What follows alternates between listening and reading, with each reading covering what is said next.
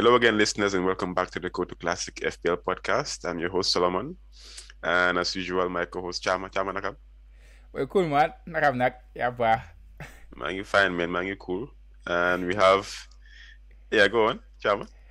No, mana yang smile, yang bah wig lo landro. Diga, kayo yan nga di smiley. Man nga ito niya. Mr. Ben. Mr. Ben, nakam? Maiba. Sol. Yo tamit yaa ngi smile boy. Big Ben. Ñëpp a ngi smile tey suñu panel bi. No, why naka yéen a ma gën a baax boy si naka si biir yi boy. Wig bi mooy loolu daal. Waaw wig bi neex na. But it was a good one daal, yeah, neex na. Yeah, it was a good one. Usually, we have a first week of FPL where everybody is smiling, and then the second week everybody's brought back down to earth. But then it seems like things are all rosy in the FPL community this week as well for Game Week 2. So brace yourself for a crash landing. A crash landing anytime soon, incoming. So we're recording today. It's Thursday. In the US, California is about 7:35. Cham, what time is it over there in the future? Japan? 11:35, almost 12, almost into the Friday. Wow, sorry. Okay. It's 2:35 p.m. on a Thursday. Thursday, okay. All right, that's good. We're recording the preview for FPL Game Week 3. So first things first, we just talk about our individual performances for the week, since everybody is smiling, so that should be nice. Yeah. Let's start with you, Ben. How was your game week? It was a good one. Again, I know this is just the start of the season, but at least I scored above average. So that was actually a good one. A few changes here and there, and I could have scored on the top earners or top scorers of the week. But it's still good. I wouldn't change it for anything. How many points did you get for the game week? Was it not 73? 73 points. Yeah, I think That's it's around not 73. bad, actually. Yeah, I think it's around 73. Because the average was 56, so. And we had a very lengthy discussion about captaincy last week. So who did you end it with for your captaincy? You guys failed me, man. Do you mean Bruce? I think it's Bruce. So for the longest time, the armband was on Mane, because Mane was my main asset at Liverpool. Yeah. So and he was a differential also. Until we had a discussion, then when we recorded a podcast, and then I changed it from Mane to basically have it to Bruno Fernandes. Well, I mean, it's just one of those things, It's one of those things that I think, yeah, any other day Bruno would have had a masterclass, but I think it wasn't this day because the team itself was just poor, So my bad for that. Anyway, I want to apologize because my voice doesn't seem clear. I kind of have a bit of a cold, so I'll try to speak up as clear as possible. So Chama, how's your game week?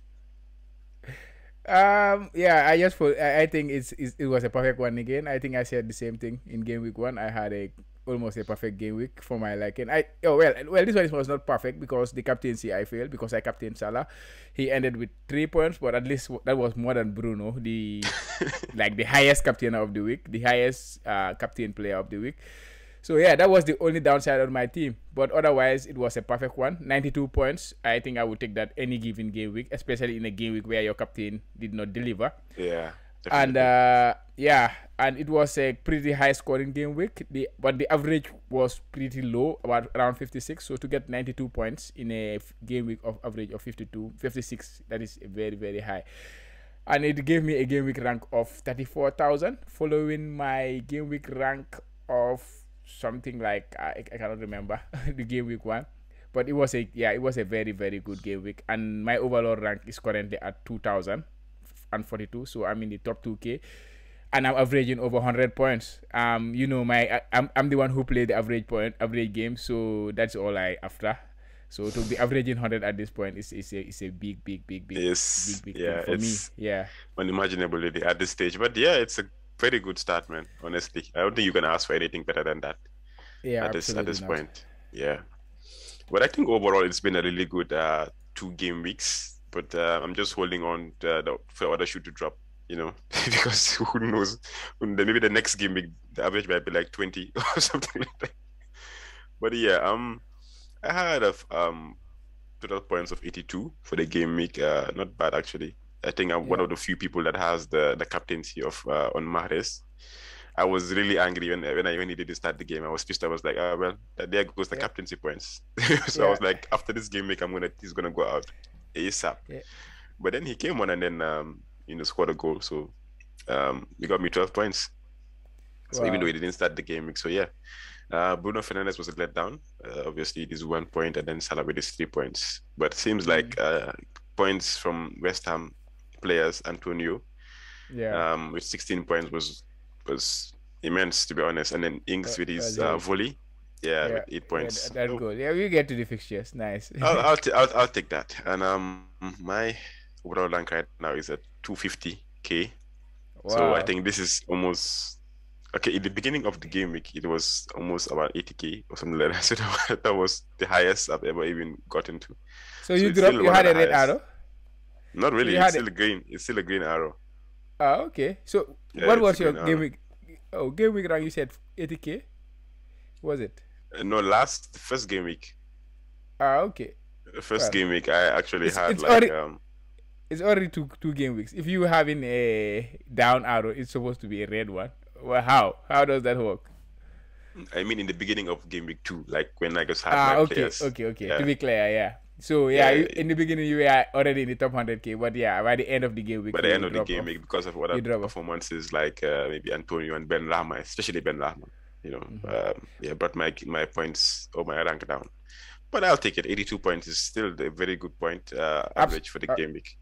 Absolutely, yeah. I think that I think because of the points I have, I would think differently. But that was a huge score for you because I can remember if I start around like with the average of 82 points, something like that, I would take that any given day, and you're averaging more than 90 points. I think it's a big start. It's just that everybody else is doing well. Everybody else is flying, yeah. Definitely. Okay, so we'll just recap the game week 2 matches. So I think I'm not sure if any of you guys watch any game, but we'll just probably comment and give our thoughts on the games that we have watched. Yeah. So the first game, Chama, I'm sure that you actually watched the Liverpool game. So yeah, of course. Yeah, it was a good game. Of course, the disappointment of Salah not scoring or having any returns was very disappointing for his owners and captainers. But I think he had a good game. He scored one for offside, which was ruled out for offside, and he had one cleared off the line. So I think the Salah owners or the Salah captainers will consider themselves unlucky in that regard. But also Liverpool defensively, they considered a few big chances, and they had Alisson to thank for keeping the clean sheet. So if you have the Liverpool double defense, you have to feel a bit lucky. But yeah, Liverpool usually at the start of the season they are a bit rosy, they are a bit shaky in the back. So as season progress, they develop, they improve.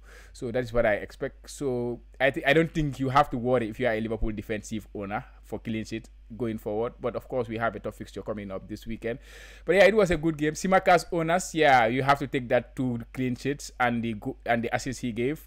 And now you have to run away because Robertson is back. Trent now drifting inside. And Mane looking sharp. Yeah, I think it was a good game from Liverpool's point of view. I cannot say much about more than that. Do you have any other comments to make? Well taken goal by Mane, to be honest. Yeah. And well played pass from Trent too. Yeah. Actually, the guy that started the whole movement of that goal was Van Dijk. So I think he might be back. And we missed that, yeah. Ben, any thoughts on that game? Yeah, it was a good game. I actually, again, been someone who had money in my team for game 2.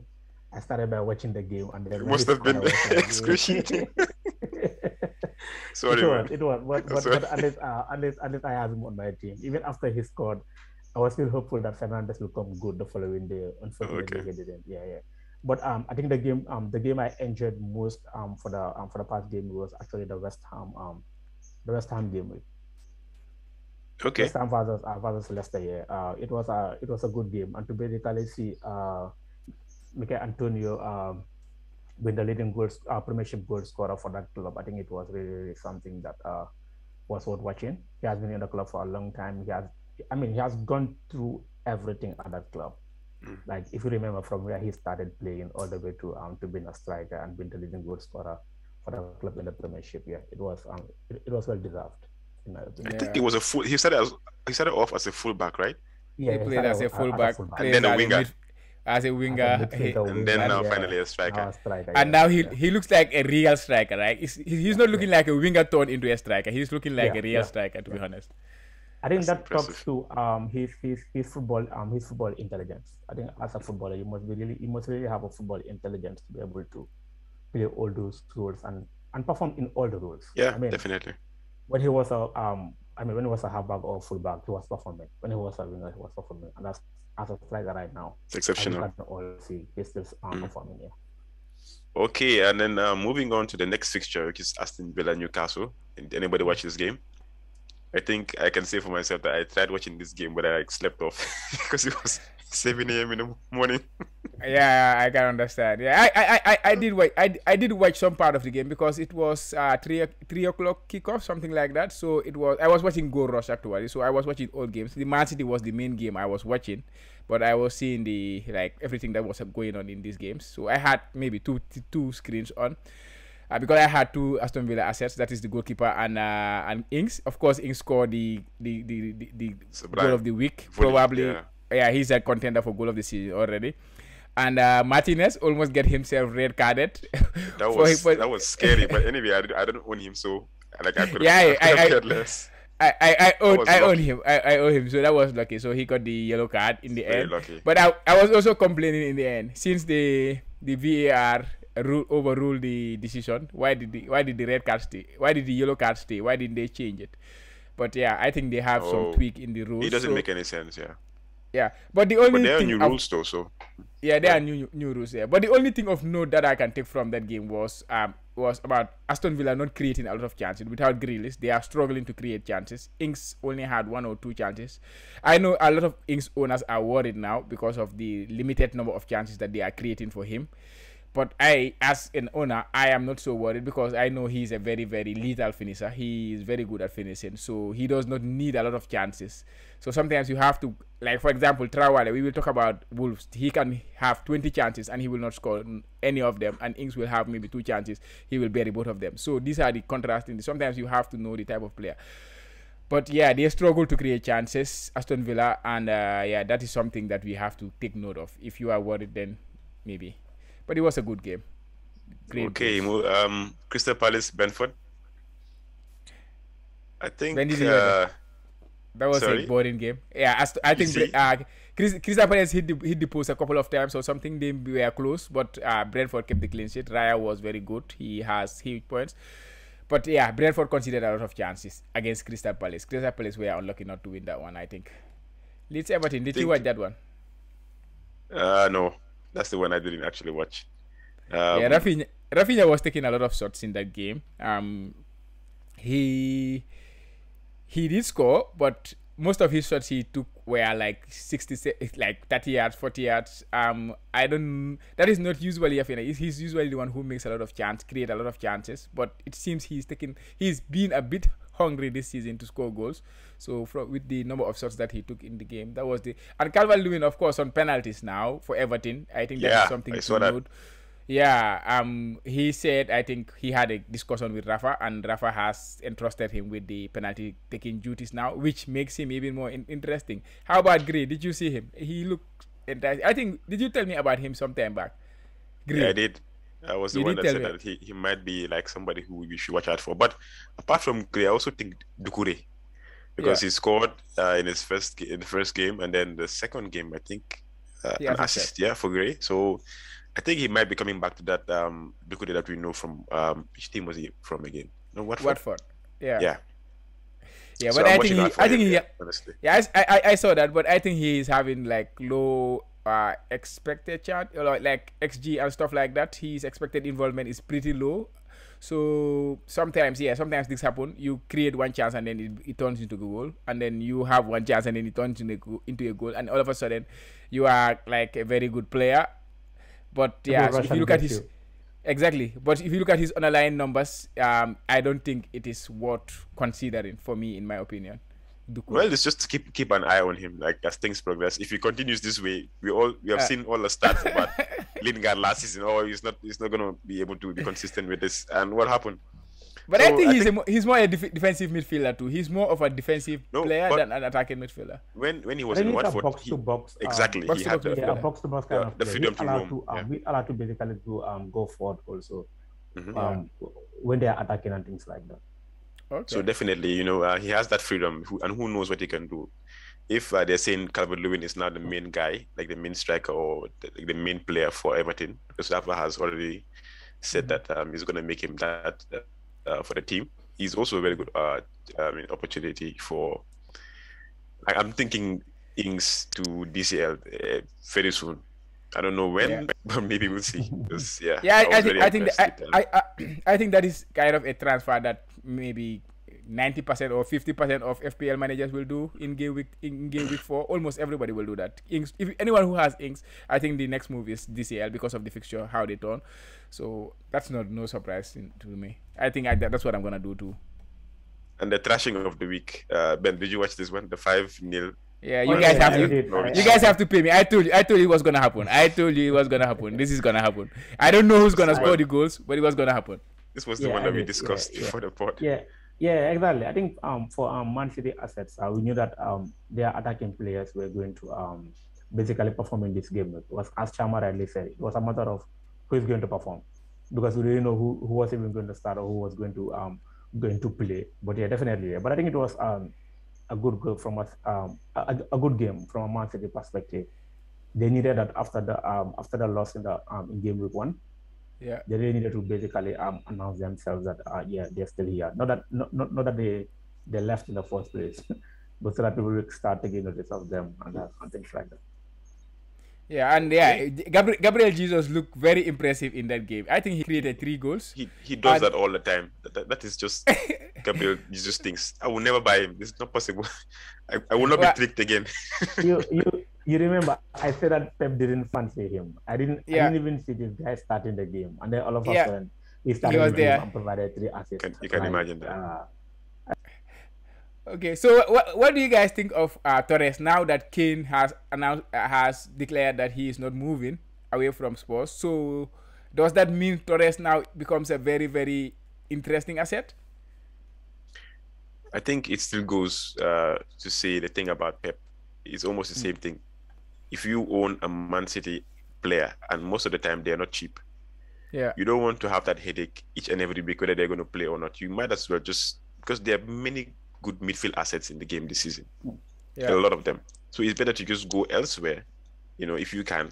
Like, I'll probably get one of their defenders, maybe the one of them that starts like Diaz or Laporte, but still, when it comes to attackers, KDB or no one else. Like, I don't want to even have that kind of headache already with my team each week. KDB is becoming a nuisance this season because of his injury record. He's injured again, so I think he will miss their game against Arsenal this weekend. It has been said by, what is his name, the Belgium coach. Martinez. Martinez has just mentioned. I saw that just before coming to board. So he has become a problem. He has become a little bit of an injury prone. He is the only asset you can trust, but you cannot guarantee that he will play because of injuries, not just because of Pep, but because of his own injury record. So yeah, I think it's difficult for a Manchester City asset other than the defender, like you say, Diaz, and maybe the goalkeeper. Laporte, I cannot trust him because Stones can come into the team in the next minute. So those kind of moves. I think if I'm going in with a Man City asset, it has to be Diaz or no one. See, so why even bother to even try? But honestly, what's his name again? The striker, the young guy that you're talking about? Torres, he really looked good, to be honest. He's a good player. I've always liked him, but then you just don't want that rotation policy from Pep. And he can play today, have a good game. Next week, he's on the bench, and you're wondering what is happening. So I think with Kane staying, Torres was going to be, from a logical point of view, right? Torres was going to be an interesting asset. But who is to say that Pep won't turn Stones into a striker, John Stones into a striker, and then and then you go for Torres, all of a sudden he's not even playing, and you have Stones as as a striker in that place. Again, Pep is unpredictable. It's very unpredictable, man. No one is guaranteed a place. A starting berth in that Man City team, unfortunately. So absolutely. if you can handle the headaches, then you can go for a asset like Torres and the likes. And then when he doesn't play, like, you have the emotional energy to basically handle that. But for people who can't basically handle the ups and downs of the benching your assets and all that, they're not cheap. They're not cheap too. That's the thing. So you don't want to spend all that money in somebody who's not going to play every week. It's not advisable at all. Okay, so moving on to the next game.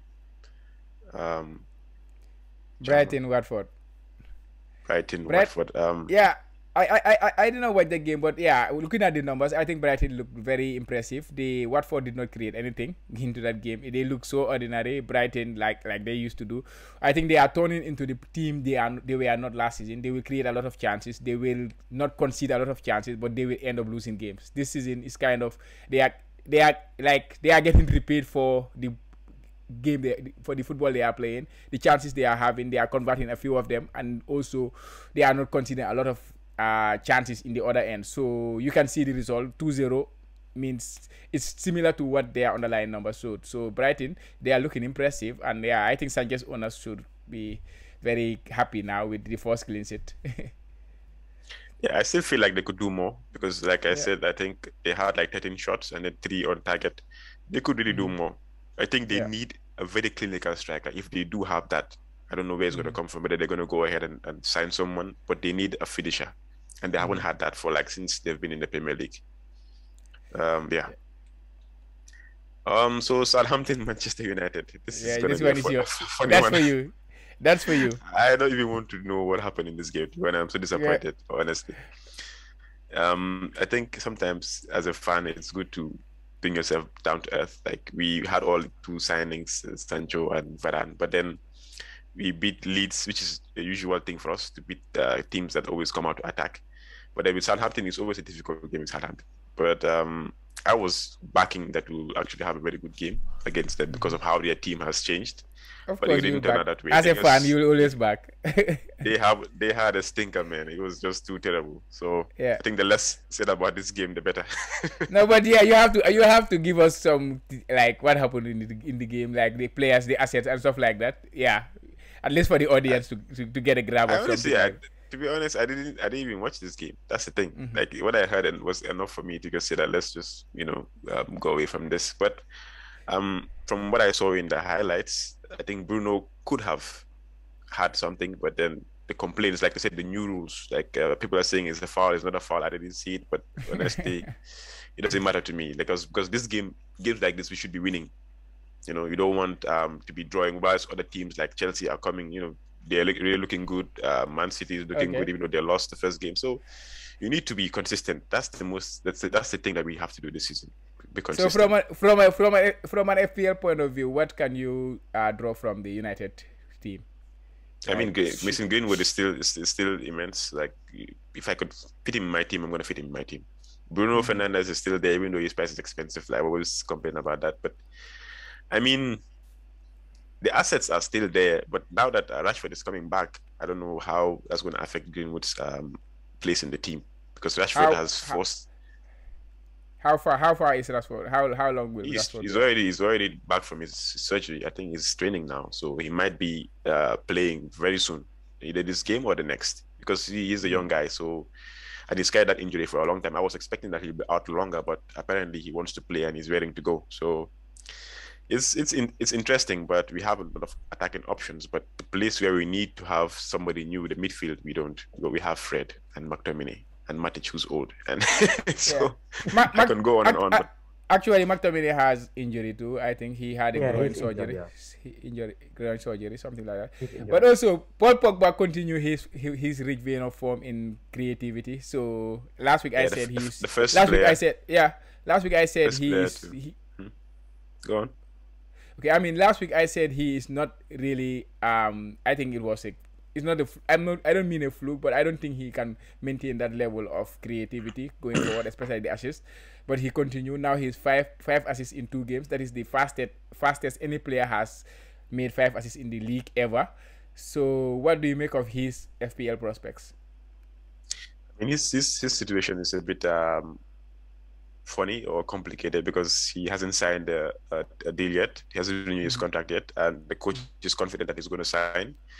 But to be honest, I don't know what's going on. He might just run down his contract and then move for free. But he seems to be playing like very good football right now. So that is to his prospects. The team that want to get him, he looks good. So I think. Go on. I think Paul Pogba is auditioning for his next team. Thank you. Judging by you can say that. You can also say definitely. that. Yeah. Judging by the way he's playing right now. I mean, like if he used the last 2 games, right? I think that has been his best since his first season at United. In between, I don't think he has shown enough. So the fact that he's yet to sign his contract, I just see that he might use this next 6 months or so as an audition to whoever is interested in getting him for whatever team is interested in getting him. So, in summary, I think we'll be seeing more of this. We'll see him perform better if he's angling for a move from United. So, are you tempted to bring him into your FPL team? I looked at that. Actually, he's one of the players I have on my watch list right now. I was actually tempted. So it was actually between him for game week 3, between him and Ben Rahma of West Ham. Okay. And yeah, because he was in the same price range as Diego Jota, so I transferred Jota out of my team. So it was either Pogba or Ben Rahma. So he's gone up in price. He started at 7.5, now he's 7.7. So people are actually exactly, because he's at the end of the day, he's a Manchester United player. Manchester United players' price rise much faster than other teams. I think that is because of the fan base and things like that. But yeah, I think he's a good asset too. He's proven to be like a more of an attacking outlet than usual. But I don't know how the McTominay injury will affect him, because if United are to go with Ole's wish of having one defensive midfielder, then Pogba has to play more of a withdrawn role and to create space for Greenwood, Rashford, and Sancho to play in the wings. So that will mean he will have to play in the midfield. I know that's not his best position. He needs to be high up the pitch to have better damages and things like that. But yeah, it will be interesting to see. I think he could maintain like he could be a very good FPL asset in my opinion too. But yeah, I will just watch and see. But also, speaking of the other team, because it was not just United, Southampton, they were very, very impressive in that game. They drew 1-1. Livramento, he's just a 4 million defender currently in my team, and I'm very glad that I went with him from the start. But he was the man of the match in that game, actually. That is the Chelsea kid who Southampton signed for 5 million. I think he looked very, very impressive. I know many managers are looking to transfer out Tsimikas, who of Liverpool, because I think he is more than 25% owned. That is about 25%, like more than million managers already own him, and now they know that Liverpool are gonna Robertson is gonna come back, and that means Tsimikas has to go back content with the bench again. So I think an easy route to transfer out Tsimikas is Livramento of Southampton. He's just 4 million like Tsimikas. So yeah, I just wanted to point that one too. But do you think Southampton are gonna keep increase a bit? Not yet. Perhaps. Tsimikas 4.2, yeah. 4.2 now. He rose to 4.2. Yeah, he rose to 4.2. Yeah. Yeah, he's 4.2 now. So, but you can sell him for 4.1. So, then I think if you want an easy route or a better route, of course, Brighton, they have what's his name again? Duffy. He has become a better defender since he came back, so he could be a route. But I think Livramento is the best option because of the way he attacks, the way he played against United. He was not afraid to attack the United fullbacks. He was absolutely he was so good in that game. To be honest, he was so good against United. I'm so impressed with him, and this is 2 games for him and 2 top performers from him. So yeah, I think he's a very good player. Okay, Wolves Spurs. The new Spurs manager against his former side. What do you guys make of this game? That game too was a very interesting one. Of course, Spurs won by 1-0, penalty from Dele Alli, but Wolves completely dominated them in that game. Complete domination from Wolves. The only problem they had was poor finishers like Adama Traore. Adama Traore. All the chances were falling on Adama Traore. I know he's like that. He's like a beast. He's unstoppable when he's in that form. But the problem is the end product. That's why it's not a player that I fancy. But I think he's a very good player. If he can find that final touch in his game, he would be exceptional. Raul Jimenez, he is still not back to his usual self. But I think after their game against Manchester United, they have the best fixture on to go.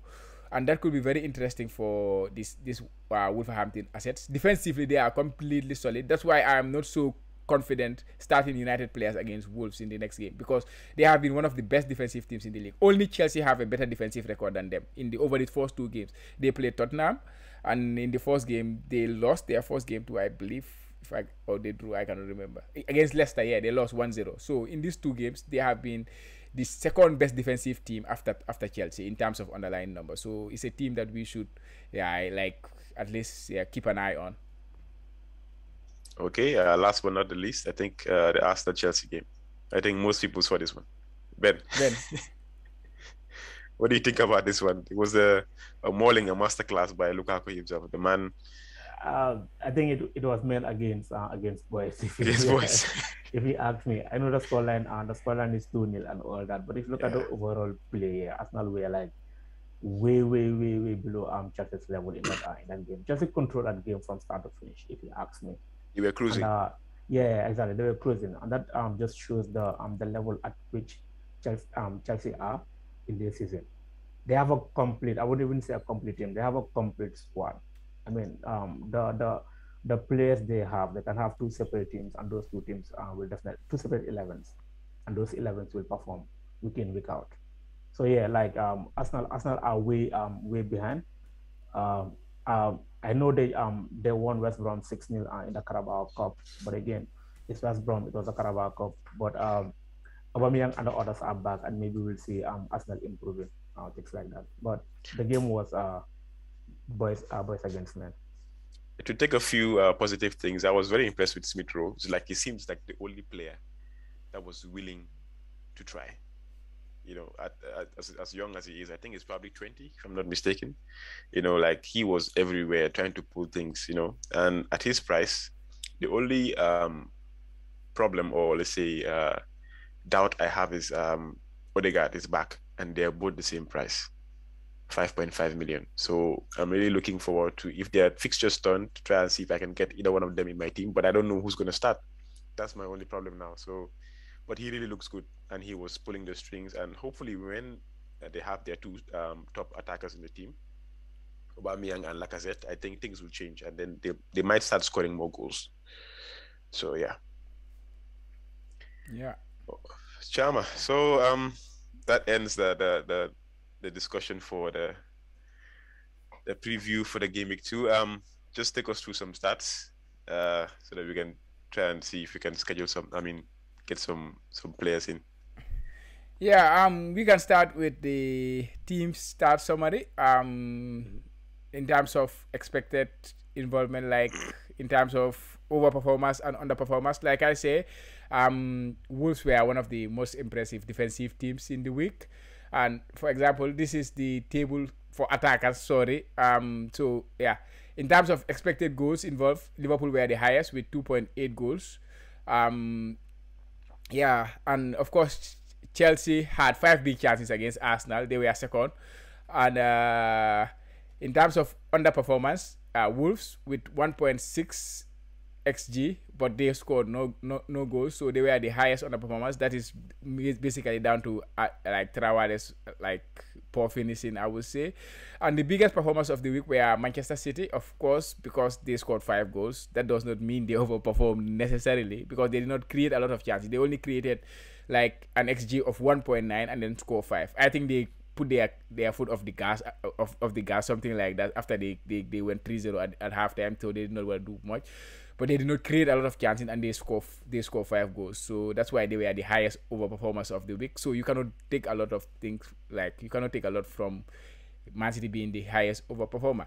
And of course, attacking wise, Norwich did not offer absolutely nothing. Zero big chances, 0 XG, 0 goals, completely zero. They did not have any attempts against Manchester City, which was pretty dominant performance from City, of course. And that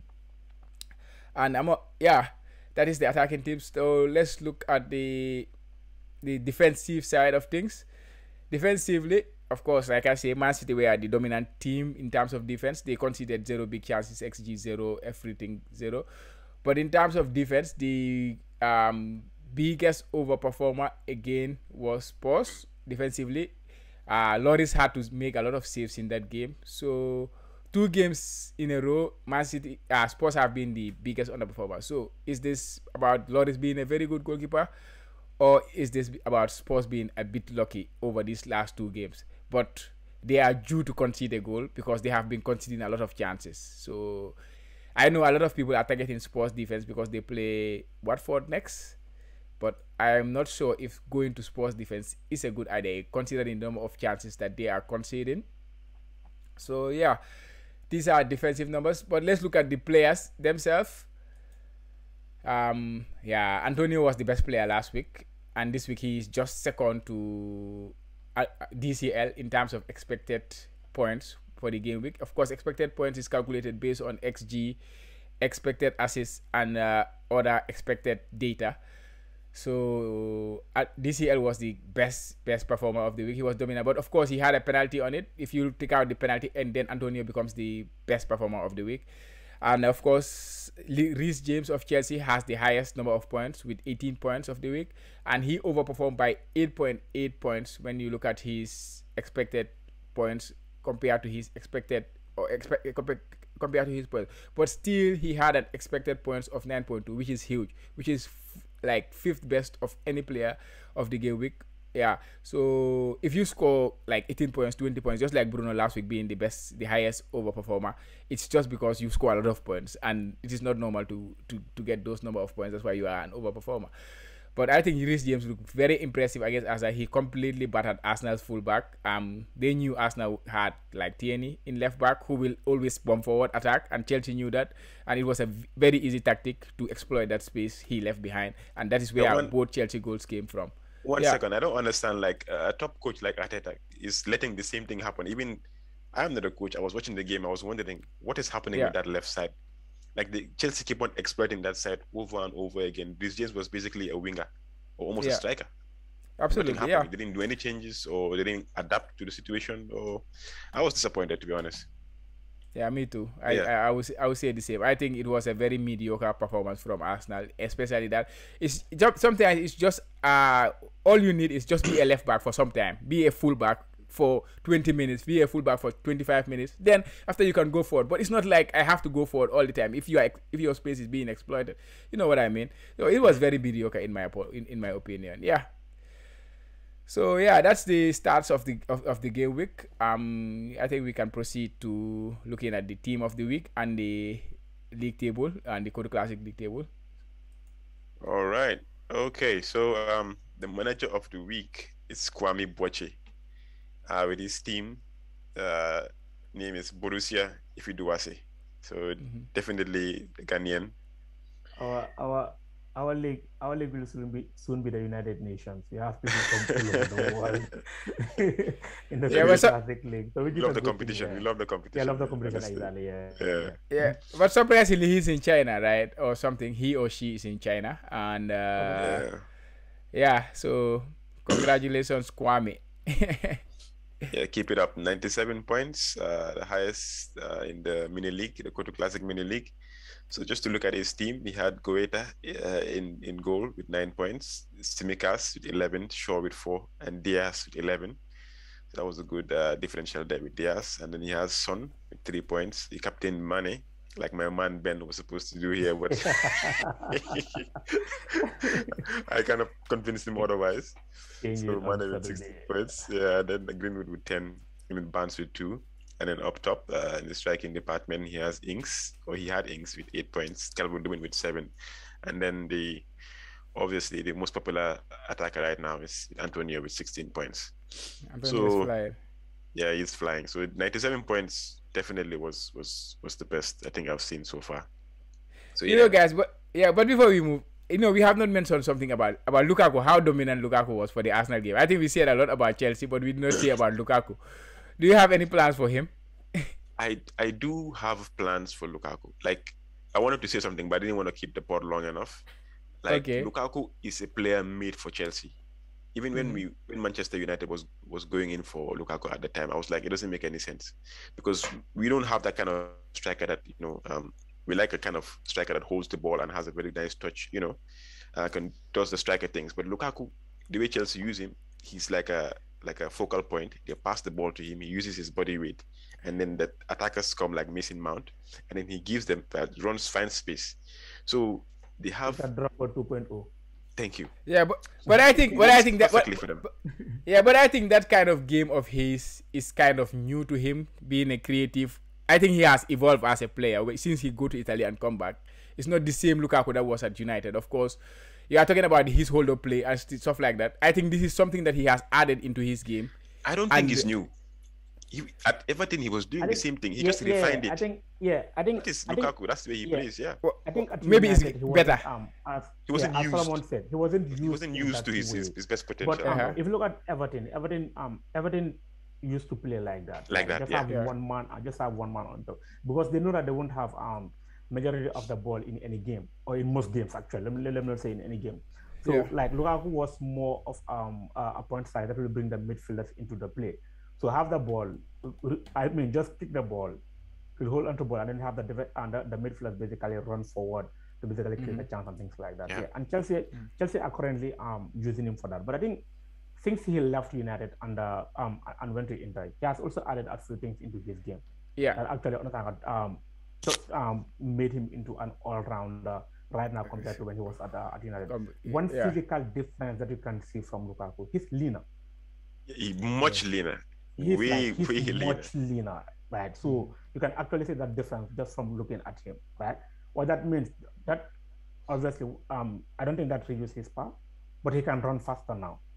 Yeah. Apparently, they said he had a medical condition that was undetected when he was at Manchester United. So when he went to Inter, So I think he's a better player, to be honest, and the confidence is there. You can tell that he's confident now as a striker. You can't tell him anything because he's bullying defenders. So Chamo, to answer your question, I have plans for him. Not only him, I have plans for Chelsea assets.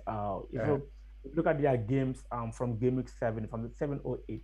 Onwards. I think 7. They have 9 fixtures coming in. So then I think that will be the perfect time to basically have Chelsea and Chelsea. Yeah. That's when the fixture turns. I think we have the fixture ticker here, and then you can show that. Yeah. I think Chelsea, that's the time to just like dribble on them or something. Wildcard. I think many people are planning to hit their wildcard around that period. So I don't know if I will do it. Hey man, if it's not broke, don't fix it. Like that's the thing. If the team is perfect, performing fine, I don't think I'm going to use my wildcard anytime soon. To be honest, just because I want to use my wildcard. No. Okay. But so moving on to the Kotu Classic top 5. So in 5th we have Xavier Simon, Bigfoot. And we have Suleiman Gay as the Yabi, one of our correspondents. His name is very funny. He's like 2021-22 champion. That's how confident he is. That's how confident he is. And then in 3rd, we have Andrew Henning as last season's winner, dropping to 3rd. And then in 2nd, we have Amonu Bambanyai, Fowlham. And then yourself, Mr. Man, the perfect start. I think leading by example. The perfect start. People are warming up. Chamo, it's already the 68th minute. Like anyway, it's okay. Already playing. Okay, and then moving on to fixtures for game week 3. Mr. Ben, which one do you think stands out for you this week? So from a pure fan point of view, I think Liverpool Chelsea is going to be a great game week. Chelsea are on form, but Liverpool are also on form. Another game that I was going to nominate as an interesting game was Man City Arsenal, but unfortunately we don't know the status of Arsenal right now, whether they are a top 6 team or a relegation contender. So you can definitely tell. But from a fantasy point of view, I'll be interested in the Leicester City Norwich game or Norwich Leicester City game. Yeah. Okay. Chama? Yeah, for me personally, FPL wise, it's gotta be Tottenham versus Watford, because Tottenham is the only. Yeah, of course, Leicester have a heavy hitter there, like a premium asset in Vardy, but Tottenham have two premium assets playing a Watford team that are not great defensively. From what they saw again, from what they showed against um uh, they lost 2-0 against what's it called, Brighton, in that game. Brighton completely dominated them in that game, I think, with 13 shots, like you say, and three shots on target, not much. But yeah, Kane is coming back. Son should be okay. He was a little bit having a niggling injury in the last game. He could miss out. I'm not sure, but yeah, if he's there, so the two of them, if any manager could like find a way to get there with your two transfers, I think you could get a lot, because not many managers are having having Kane or Son. Of course, Kane is not on form. He's just returning back from Euros and playing his first few minutes in the last game. He looked rusty. He had a very great chance, but he missed it.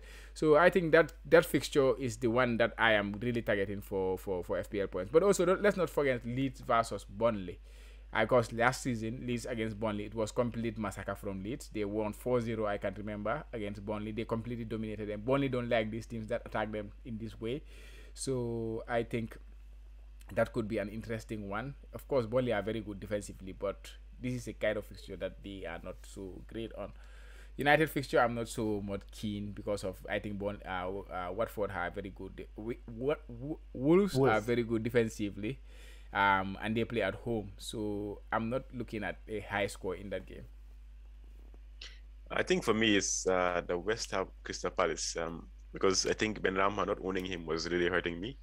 Yeah. So now that I have Antonio and Benrahma with Crystal Palace, like the start that they had, the first game they didn't really do well, even though the last game that they played against, was it? Sorry, who did they even play? Just in game week 2. Who? Leicester. Crystal Palace. Yeah. So. Oh, Crystal Palace. Crystal Palace, Brentford. Yeah. There's the 0-0 that they had. Yeah. So they did better in that game compared to the first game that they had against Chelsea. So I'm hoping that West Ham will probably demolish them at home. So and I'm just hoping for the usual suspects to do what they do best, Antonio and Benrahma, because I do have them both now, so no worries there. Also, I'm looking forward towards Inks. This might be his last game in my team against Brentford. Yeah, I think that's everybody's. I think that's everybody who owns Inks. Exactly. So I want him to go out with a bang. He's going to be my captain, which we'll discuss later. I just right after this. So I think if he scores a hat trick, you're not gonna get rid of him. I'm 100% I will get it. I will get rid of him because we know Brentford is not really the top. But it's hard to get rid of players that do well for you. So we'll see we'll see how that goes. Okay, so that leads us right to the captaincy chat that we usually have based on the ticker itself. So which captains are we going with this week? I know it's already there for us to pick from, but which ones are we really going with? Are we going against the ticker, or are we actually getting our choices, Ben? Okay, let's look at the. What say you? Let's look at the ticker. But I think for me, I'm going for Antonio of West Ham. So right now, as it is, my team is already set. I have done the transfer that I need to do. I've already captained the player that I need to captain. I think from now, I'm not going to look at the team until Saturday evening, and I'm not going to listen to anyone who is trying to basically make me change my mind. Antonio will be my captain for this game week. Java. Well, I think for me, I have to decide from what the ticker has to say or something like that, and then I try to evaluate. But I think Antonio is a very, very good shout for this week for captaincy. But so is Danny Ings against Brentford. But the worry there is because Aston Villa are creating a lot of chances, so you're not expecting a big haul from him. But Antonio, we know he have done it in the first 2 games. We know he has a big haul in him. So Antonio, I think it's a better option if you look at those two. But from my view, I like to captain a big hitter. I like to captain a premium asset, and the best premium asset with the fixture this week is Kane and Son. So my preference will be those two, either of those two. If I could get any of them, if I could get both, I will go with Kane. But if I cannot get Kane, then I would definitely try to get Son in my team. And this is when we talk about our plans and strategies. I will tell you what I plan to do this week. So yeah, Bruno, I don't see him as an option for me personally this week. And yeah, spoiler alert, that's why I am actually considering getting rid of Bruno Fernandes this week. Yeah, how about you, Bruce? What's your take on captain? The captaincy ticket option 1 says Kane versus Watford. Second, KDB Arsenal. Ings against Brentford is the third choice. Fourth, Bruno Wolves. Fifth, Antonio versus Crystal Palace. And then the final sixth option is Salah versus Chelsea. So looking at this, like, I'm going with what I have. I'm not really trying to make a transfer based on just solely on the ticker. But right now I have Ings versus Brentford, and it's a very good choice for me. I'm thinking like it's open to interpretation, the captaincy matrix ticker, because it gives you like which is the best, because they're all greens for so far. But right now, as we mentioned earlier, Kane is not in the best of form, even though Watford is a very like good team to play against right now. KDB is also injured. So the next best thing, according to this, is going to be Ings versus Brentford. So yeah, no need. My mind is already made up. Thank God I already have Ings, and I hope he does a madness. Simple as that. So yeah. Finally, we'll end with our plans beyond game week 4. Ben, what are your strategies and your plans going forward, like beyond game week 3, game week 4 onwards? Yeah, so as I said, tentatively as things stand, I should be using my first wild card between game week 7 and 8, and I was thinking maybe to use it immediately after the international break, because I thought that maybe some of the players will be leaving and then going to red zone, red listed countries in the UK list for COVID-19. But it looks like the Premiership clubs are not allowing them to leave. So the likes of Salah, GW3, and all those people who are supposed to be in red listed countries will be staying. So there might not be any need to basically use the wild card immediately after the break. So the plan is to roll it until around game week 7 and 8, and then try to bring in Chelsea assets, because by then Chelsea will be having favorable fixtures going forward, and then you have a fair idea of the players that Thomas Tuchel will be using, or the starting 11 and things like that. Yeah, so that's a strategy for now. And then just also from a captaincy point of view, just stick to my own personal planner that I personal ticker. My personal ticker that I never before seen. Yeah, exactly. Yeah, before the start of the season. The secret ticker. Okay. Yeah, that's a plan for now. All right, Chama, what are your plans? Yeah. First, before we go, did you make any transfers, Ben? Did you plan to make, or are you banking a transfer this week?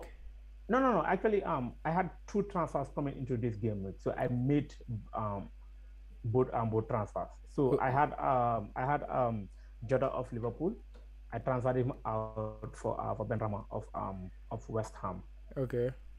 The other transfer was Salah for Mane. Salah for Mane. Looking at the Salah for Mane. Looking at the Liverpool games, Salah seems to be playing more central than Mane, and he seems to be at the end of most of the chances. The chances and things like that. Yeah. So Mane is Mane.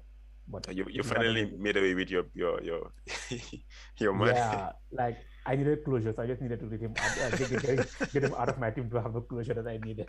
Yeah. But yeah, so those are the 2 transfers that I made for this game week. Okay, and captaincy is on Antonio. That's nice. I like the Antonio. I really like the Antonio shot, to be honest. I am even tempted that side. Yeah. Looking at my team, we can go. I haven't done anything yet. I still have my team from game week 1.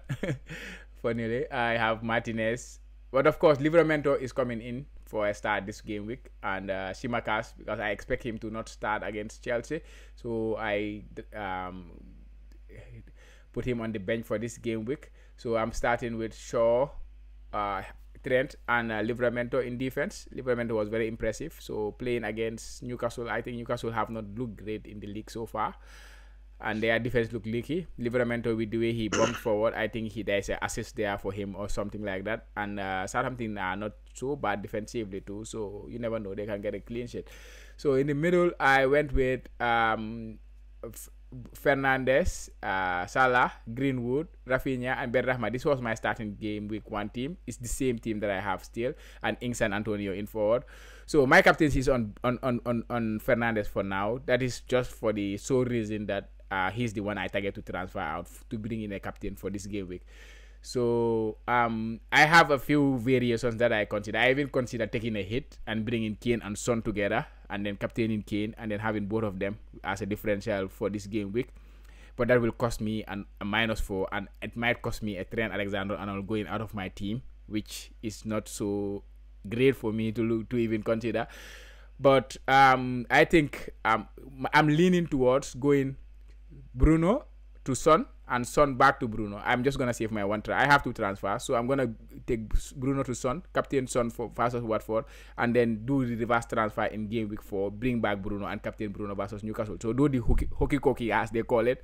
That is where I am right now. So yeah, for me personally, the most important thing is the captaincy, to nail that captaincy. I failed to do it in the game week 2, so I really want to do it in game week 3. Yeah, I know Antonio is a very, very enticing pick. He's on form. He's flying. But if I'm being honest, or if I think Son and Kane are the safer picks. If they start, they are more likely to score than Antonio. That's why I prefer to go with them. Yeah. So yeah, that's what I'm doing. I think Son is a good pick, but the way Tottenham are playing, and they've won 2 games, but they've not scored many goals. Yeah. I kind of feel like they might not be the team to score multiple goals in a game, but I might be wrong. But that's just the feeling I'm getting right now. So yeah, it's a good thing to come back to Bruno, because I think like we said last season, I was the one that was like, nah, Bruno is too expensive, I don't want to have him. But now I don't think anybody's essential. But let's see what happens. Yeah, speaking.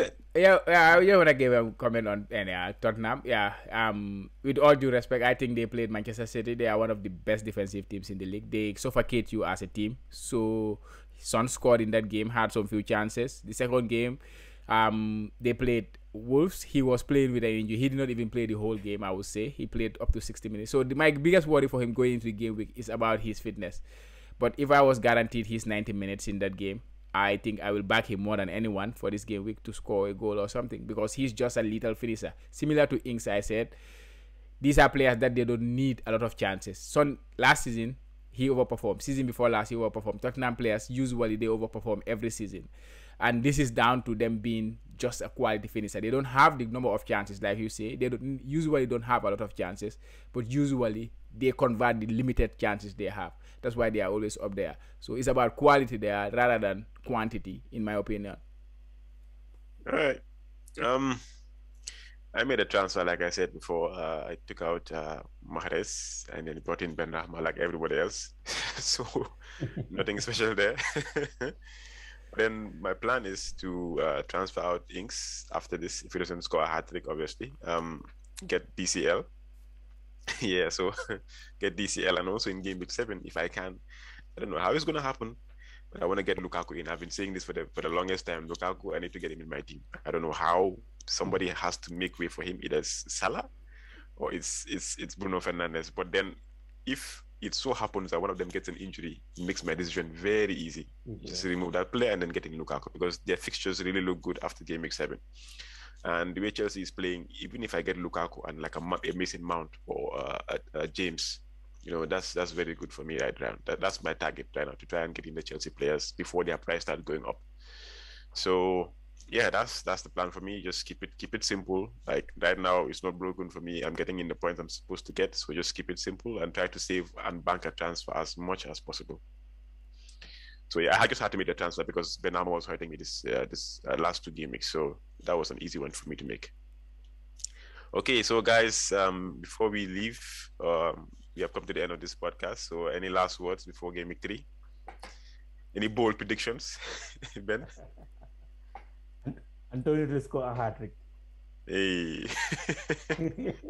I like that one. Java. Oh, go on, go on, go ahead. I was about to say, yeah. If it's not broken, don't fix it. Don't fix it. I Definitely. mean, most of our teams are actually doing good. Even if you look at the average score for the past 2 game weeks, it's really been way above the usual average of FPL, if you get what I mean. So it shows that at least managers are doing something, are doing something right. So Yeah. don't be trigger happy. Don't just I mean make your changes for the sake of making them and things like that. But apart from that, yeah, keep playing. It's all about the template. Java. Yeah. Nice. Quite a bit long today, but yeah, I don't have any prediction to make in the game week. Well, I'm just wishing everybody another good game week into game week 3. Let's. I said let game week 1 be, or let game week 2 be similar to game week 1 last time. So I'm hoping to game week 3 is similar to game week 2, and then it keeps continuing. Yeah, but yeah, and yeah, finally about let's give a plug in about the pod and the YouTube channel for subscribers. Like we always do, we are just starting as a YouTube channel, and we are still young in this area. So for our listeners, if you are listening to us and you have not subscribed to our podcast or our YouTube channel, please just hit that subscribe button. And if you like what you see, please hit the like bell, and there's the notification bell for you. If you hit it, our podcast, our anything we have on our platform, it comes to you first. So please hit that notification bell too. Yeah. All right, there you have it, listeners. Please subscribe, like, and share the pod and the YouTube videos on YouTube. So, yeah, I wish everybody a very successful game week 3. Hopefully, at some point, the other shoe drops. We just hope it's not now. so, so good luck, everyone, and yeah, have a good one. Catch you guys on the next one. Bye, guys. Bye.